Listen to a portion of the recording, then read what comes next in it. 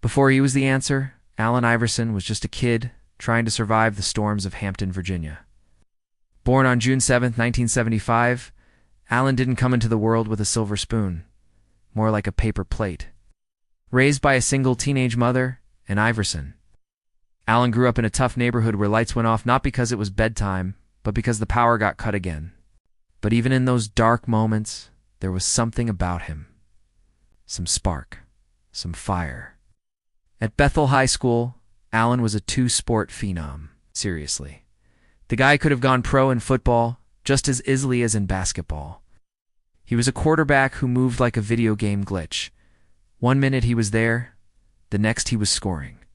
On the basketball court, he was already doing grown men things as a teenager. Crossovers, fadeaways, steals, and speed. His coach once said if God gave out speed, Allen took more than his share. But life had a way of throwing elbows at Iverson. At just 17 years old, his world got flipped upside down. In 1993, Allen and his friends were involved in a bowling alley brawl, the kind of chaotic, blurry fight where no one remembers who threw what. But Allen, the most well-known face in the room, got hit with the worst outcome. He was arrested, convicted, and sentenced to 15 years in prison. 15 for a fight. No one had ever seen a high school sports star fall so fast. But here's where the story twists. Outrage boiled over. Communities rallied. Celebrities spoke up. And for months into his sentence, the governor granted him clemency. Just like that, Allen was free. Physically, at least.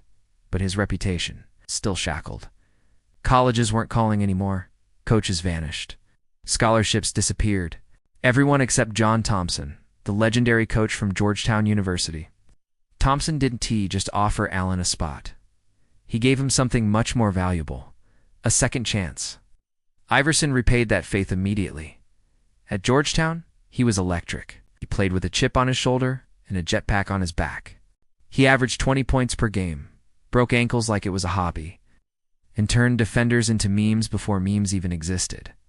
But more than the stats, it was the way he played, fearless, fast, and full of swagger. In a sea of big men and polite passers, Allen was different. He looked different, moved different, and talked different.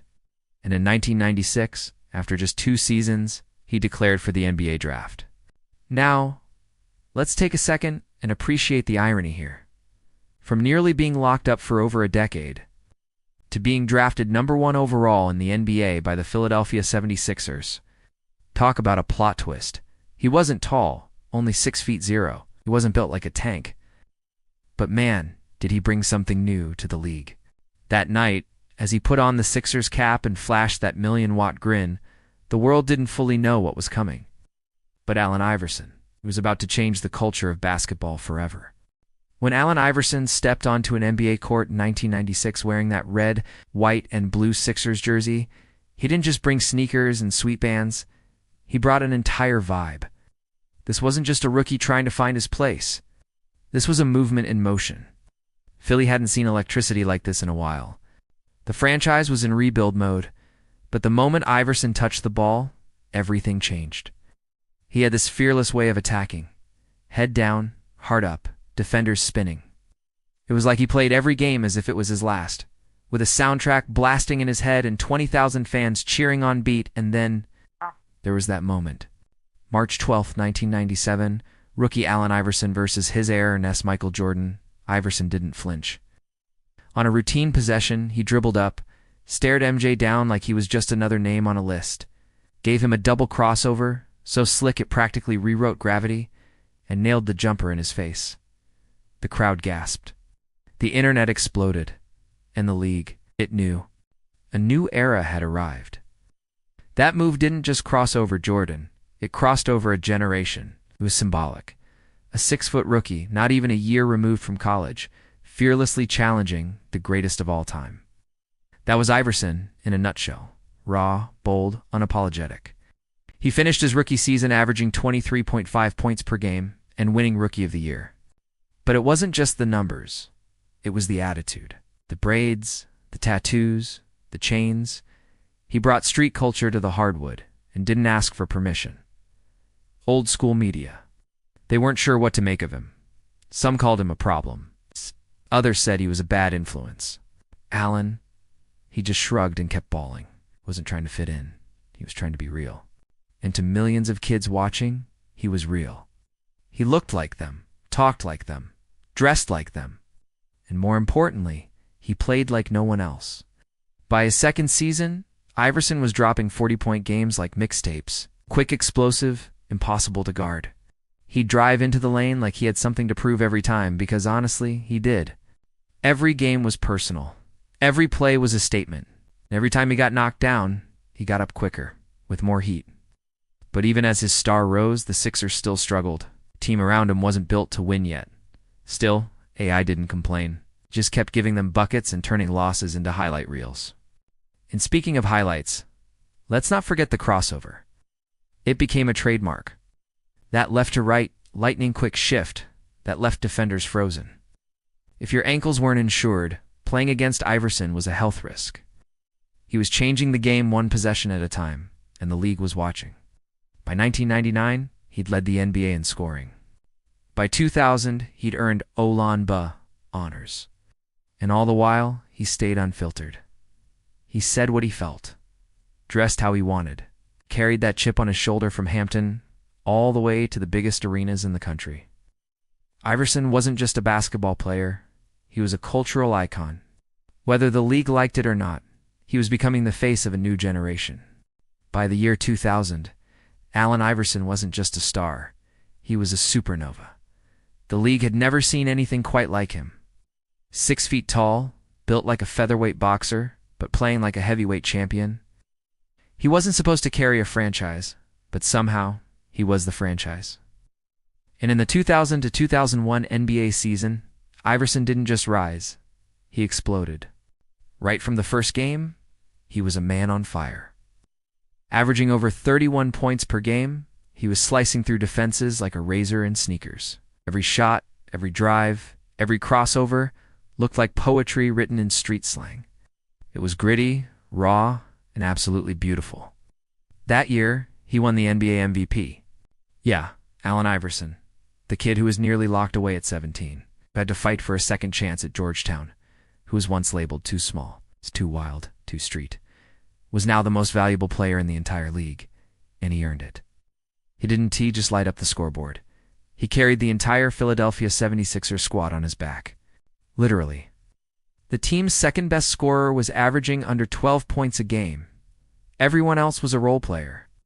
But with Iverson, they became a team that no one wanted to face. He dragged them through the regular season, through the bruising Eastern Conference playoffs, past the Pacers, past Vince Carter's Raptors, past the mighty Milwaukee Bucks, and then walked into the Lions' den.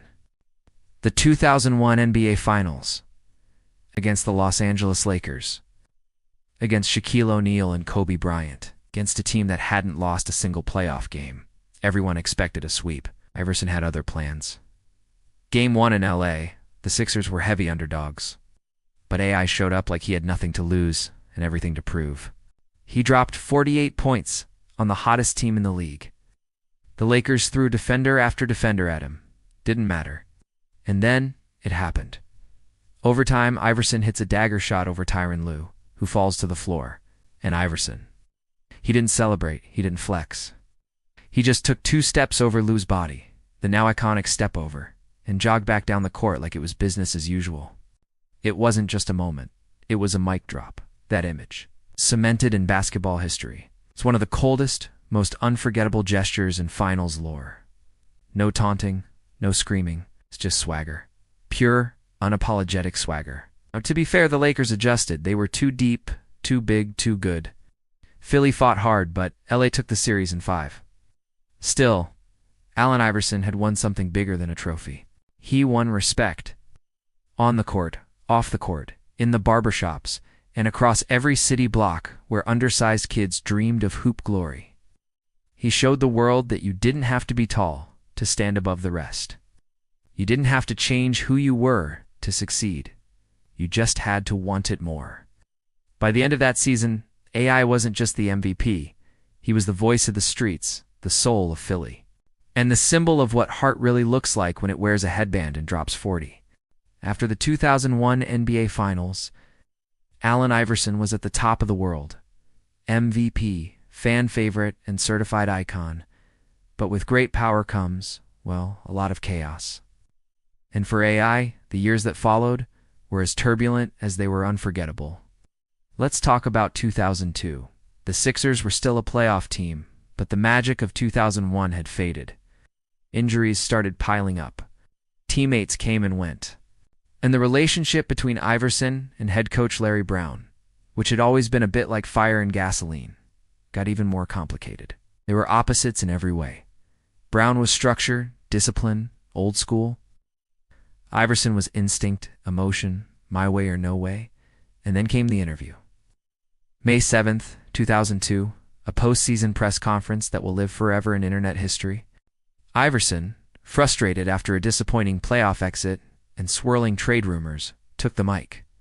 We talking about practice. It's not a game. Not a game. Not a game. We talking about practice. He said the word practice 22 times in less than 2 minutes. Now let's be clear. This wasn't just some clownish rant. Iverson had recently lost a close friend to violence. He was grieving, overwhelmed, and still being asked why he wasn't practicing hard enough. The media turned it into a meme.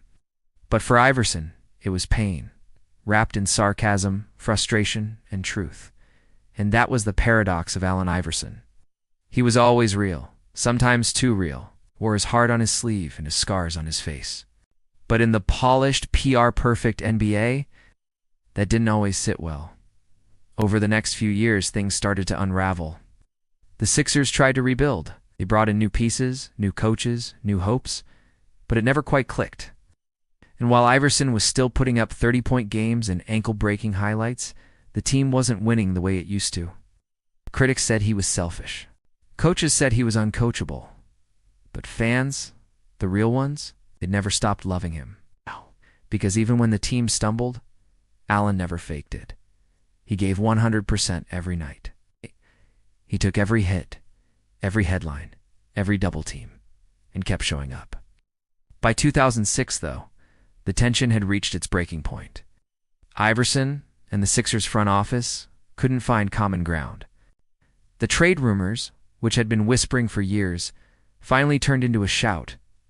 And just like that, it was over. Allen Iverson was traded to the Denver Nuggets. The city of Philadelphia didn't just lose a player. They lost a piece of their identity. AI had been more than just a scorer. He was the embodiment of the city. Tough, passionate, and unapologetically gritty. The departure hurt. It's for fans, for the franchise, and for Iverson.